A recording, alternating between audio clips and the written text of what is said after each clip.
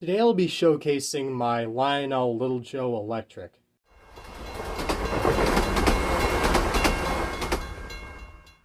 This project has been on the back burner for a little while, and by a little while I mean 2 or 3 years. I really haven't done much with it. But I slowly made changes and just recently decided to put what I have together and see if it works. And so far it runs well and it looks okay. Obviously, it's not completely done. There's a lot of detail parts on it that are missing, such as the ladders, the cab glass, and the headlight lenses and whatnot, and decals and overall paint finish. But I thought it was worth making a video on it in the current state.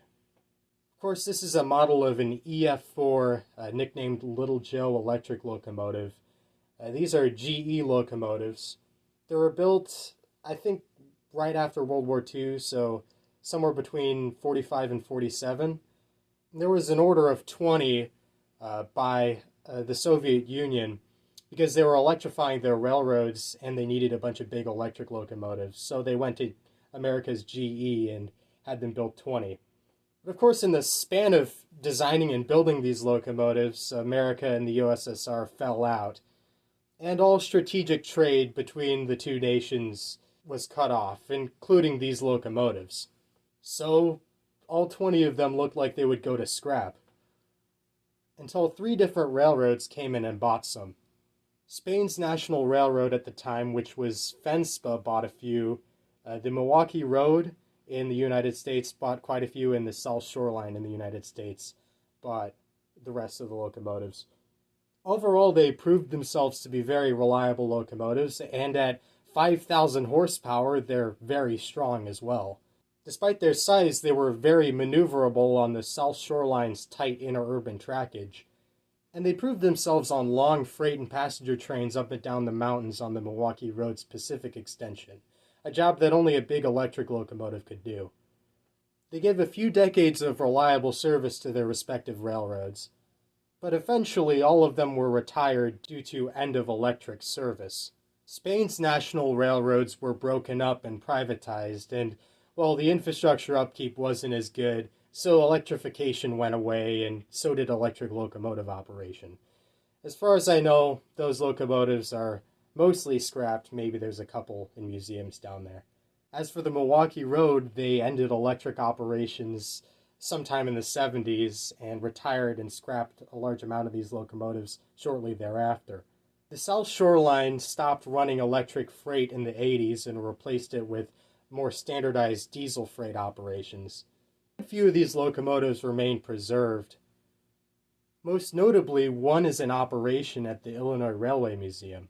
These locomotives were unique in the way that they didn't just have one nickname, they had 3. FENSPA's crews called them Russias, South Shoreline's crews called them 800s, and the Milwaukee Road's crews most famously called them Little Joes, named after Soviet leader at the time Joseph Stalin. Of course, with the little being an ironic twist on the fact that it's a frickin' massive locomotive. But overall, these locomotives certainly made a mark on all the railroads and crew that ran them. As someone that loves electric locomotives, I had to have a model of one. And there are a few ways to get them without having to do what I did. MTH made a model of one a while back, although they're pretty hard to come by and very expensive. As far as I know, that's really the only way to get an actual realistic scale model. Lionel made a facsimile of one in the 1970s, and I have one right here. This is a EP5 in the Milwaukee Road paint scheme, so not quite a Little Joe. It's a different type of locomotive altogether. But it does have the same general shape. Lionel did put Little Joe on their boxes, so it was obvious that they thought this would pass. Do keep in mind that if you see one of these, it's not actually a Little Joe. So there weren't that many options for this locomotive, so I decided to make one myself. I had 2 Lionel F3 shells lying around. Both of them were in awful shape. They were all warped and bent up and cracked. But they were in such a way where the back halves of the locomotives had it the worst. So I figured, why not make the best of the situation and cut both of them in half, stick them together, and make that Little Joe I've been wanting. So that was settled, but before I started cutting, I needed a base. The choice was obvious, a GG1 base.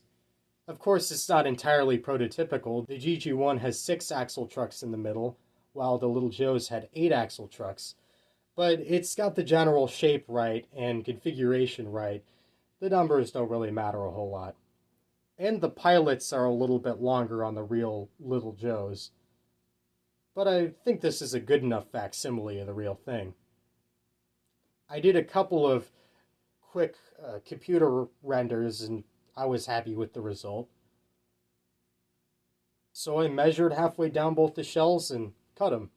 They test fit well on the base, so I tacked both of them together, braced the seam, and then added some Tamiya putty in the gap in the middle to smooth it out.